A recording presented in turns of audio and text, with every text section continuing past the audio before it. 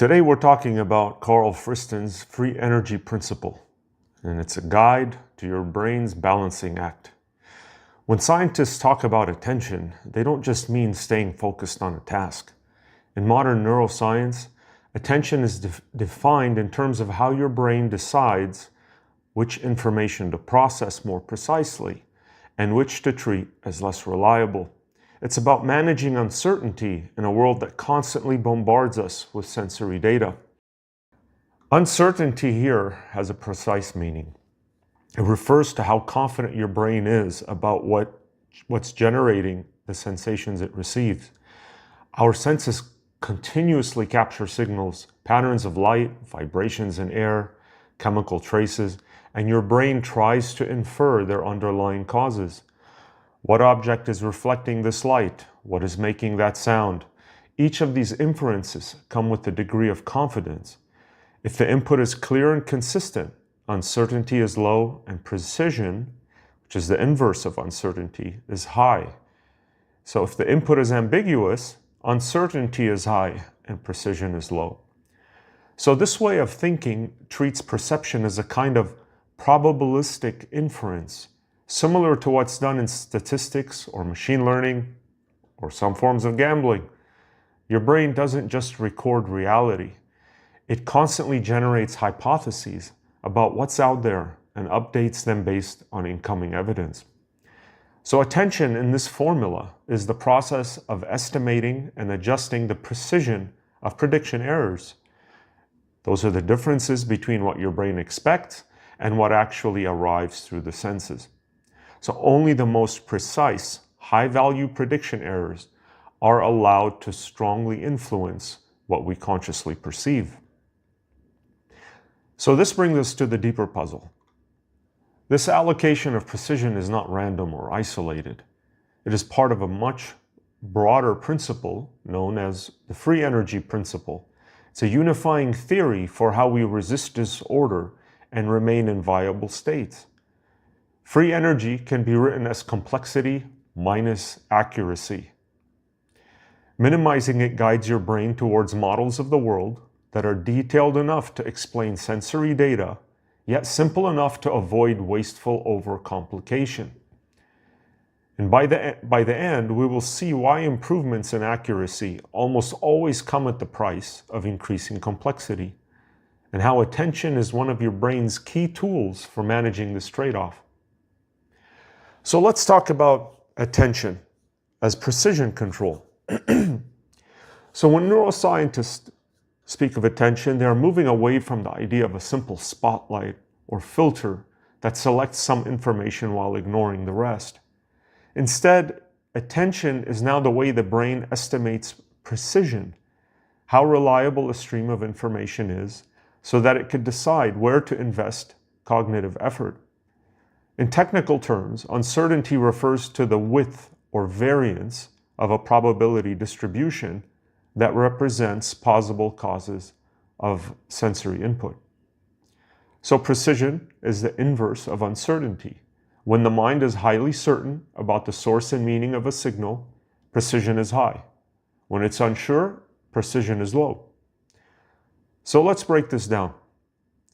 Every moment, your brain is flooded by sensations from all around you. Light, sound, touch, and countless internal signals. To make sense of this, your brain uses an internal model, it's called a generative model, that generates hypotheses about what's causing these sensations. Perception, therefore, is inference. The mind constantly guesses what's behind each sensory signal. Remember, your mind is encapsulated in a skull. It uses senses to get the sensory input, so it has to make predictions and guesses about the outside world. So inference itself is probabilistic. There is always some uncertainty, and your brain must assess how much weight or precision to assign the new evidence. And attention is about modulating that weight. So the way this works inside the brain, according to the free energy framework, is through hierarchical inference. Think of your brain as a multi-layered prediction machine. Lower layers process raw sensory data, while higher layers make more abstract predictions. If a lower layer finds a mismatch between the prediction and the actual input, a prediction error, it passes that error up the hierarchy. But not all errors are treated equally. Their influence is weighted by their estimated precision. Only high precision, highly informative errors get prioritized, and that shapes our perception and subsequent action. So attention corresponds to dynamic changes in synaptic gain. It's the responsiveness of neurons reporting prediction errors. And these mechanisms directly encode precision. Upregulating the gain strength strengthens the impact of precise, reliable prediction errors, while downregulating it mutes ambiguous or noisy signals. So by viewing attention as precision control, we see why it's integral to optimizing inference under uncertainty. Rather than simply filtering information, attention helps the brain decide in real time which signals most deserve to drive updates in our beliefs and behavior. And every act of focusing, whether on a sound, a word, or a thought, reflects the brain's best guess about where high-value information lies, given the current context. So let's talk about competition and context here. Attention, as you know, is not an unlimited resource. Whenever multiple sensations or signals arrive simultaneously, your brain faces a problem. Which ones should influence perception most? So this challenge is addressed by what scientists call competition for representation. In a crowded environment, whether it's a busy street, a full inbox, or a cluttered visual scene, stimuli must compete for access to limited cognitive processing. And the concept of biased competition captures this process. Inputs vie for neural resources, and certain contextual factors can bias the competition, so some signals win out over others. So the brain reallocates its precision budget toward expected locations. Now, Feldman and Friston showed that these effects emerge naturally from precision estimation. Your brain doesn't need a special spotlight process. It allocates precision or confidence in a way that amplifies expected signals. When the cue is valid, precision is shifted to that location. So prediction errors from that site have amplified influence. And when the cue is invalid, prediction errors from the target site, start out with low precision. So it takes longer for your brain to accumulate enough confidence to react, resulting in slower responses. So this approach also explains biased competition. When multiple targets appear, one in a cued location and another in an uncued location, they compete for precision. The predicted relevant cued stimulus is given more precision and more influence over further perception and action. So competition is resolved not by suppressing all the others, but by dynamically weighting signals according to their expected reliability. So these operations, both prioritization and resolution of competition, they're not special tricks layered on top of perception. They emerge from optimal inference itself in a probabilistic, uncertain world. This process is dynamic and constant and context sensitive. As expectations in the sensory landscape change, so does your brain's estimation of which inputs deserve high precision and therefore your attention. So whenever you attend selectively, something stands out to you. Your brain is implicitly solving a competition, using context and expectation to distribute precision, essentially betting on which data are most likely to matter. So to understand how precision of your attention operates within perception, we need to explore predictive coding. It's a fundamental mechanism in modern brain science. The basic idea is that your brain continuously generates predictions about incoming sensory data based on its internal model of the world. These models aren't simply static beliefs. They are a hierarchy, organized set of expectations about patterns, objects, events, and their causes.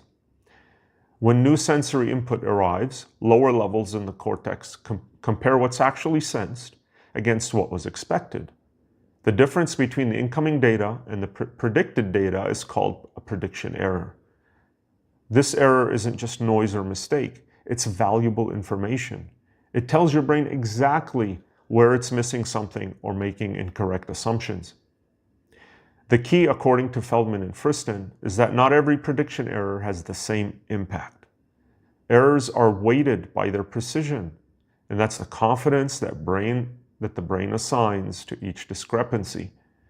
So highly precise errors are emphasized and drive rapid updates. Low precision errors are mostly ignored. So notice how attention fits into this process. Attention is the process by which your brain modulates the precision of prediction errors. When you attend to a particular feature, event, or location, your brain is amplifying the error signals coming from that source. This means your internal model listens more closely to highly reliable or important incoming evidence. Now, the estimation of precision isn't fixed. It dynamically adjusts based on context, expectations, and past experience. So to clarify, this type of attention doesn't operate as a separate spotlight or mental filter, but as part of a Bayesian inference scheme embedded in the biological architecture. And contextual cues, whether bottom-up like a loud sound or top-down like you're expecting an email, set hidden states in your brain that determine which prediction errors receive what level of gain or amplification. So what you perceive and what you react to are determined by this ongoing process of model comparison, prediction, and error correction. So by dynamically controlling the influence of prediction errors through estimated precision, the brain achieves a balancing act. It can rapidly respond to surprising and important changes in the environment, when errors are precise and informative, while avoiding constant overreaction to irrelevant noise when errors are too uncertain to matter. And the emerging architecture underpins both the fluid adaptability of precision and the selectivity of attention. So as you will see, predictive coding and precision controlled together set the stage for the free energy principle. The idea that your brain minimizes this global quantity called free energy by achieving the best compromise between explanatory accuracy and model complexity.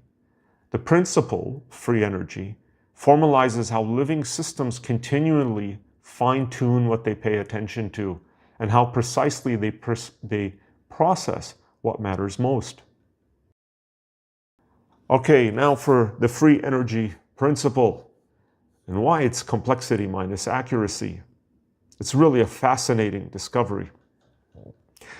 The concepts of attention, uncertainty, and predictive coding converge on a deeper organization of brain function. It's the minimization of free energy. Free energy provides it's a mathematical framework for how biological systems, like our brains, resist disorder and maintain stable, adaptive models of their environment.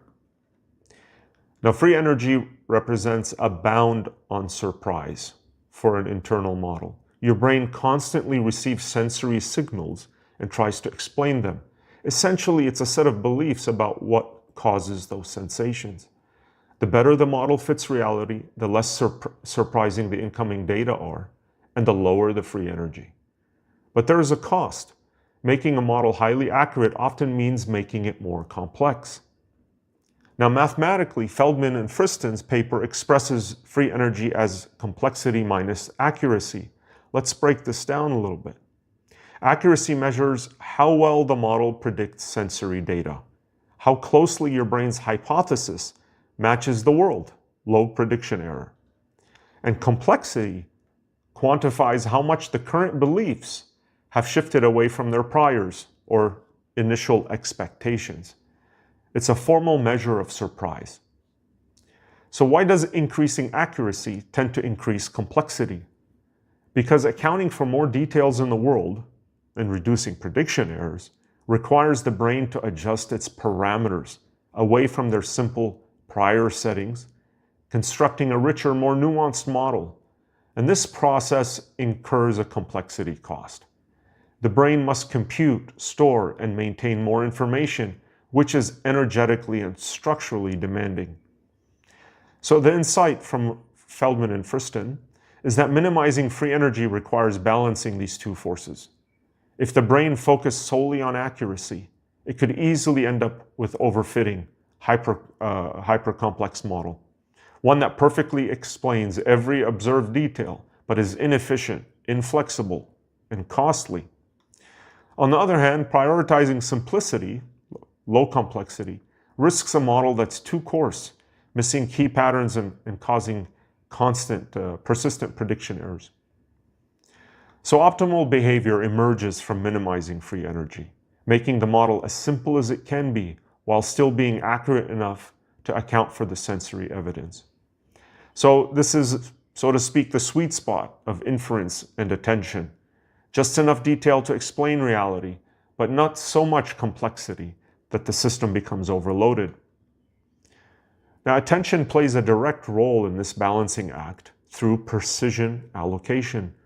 By directing precision to prediction errors that matter the most, those that are highly informative in a given context, the brain increases accuracy where it's needed, but limits complexity elsewhere. So this dynamic approach ensures resources are used efficiently, avoiding unnecessary elaboration of sensory input that isn't relevant. And the free energy principle offers a unifying explanation for why cognitive effort, learning, and focus all have real trade-offs. When we strive for greater clarity or pursue new understanding, whether in science or skill building or day-to-day adaptation, our brains are not just passively absorbing information, they're actively tuning their models, balancing the energetic costs of complexity against the benefits of increased accuracy. So bringing these ideas together, thanks to Friston and Feldman, formulation recasts attention, perception, and learning as aspects of a single principle, the minimization of free energy, expressed as the balance between complexity and accuracy. You should know this well by now. As we've discussed, attention is not just a mental spotlight, but a computational process of allocating precision, selectively amplifying the most reliable prediction errors to optimize inference in a world full of uncertainty. And ultimately, the brain's balancing act is not just a theoretical construct, but a key to thriving under uncertainty. By minimizing free energy, we manage perception, learning, and well-being, not by chasing perfect accuracy, but by remaining flexible and efficient. That concludes our talk for today. I hope you enjoyed it. Please take a moment to like and subscribe to Henry's Millions. It motivates me to keep making these videos for you. And thanks to Carl Friston. And thank you for watching.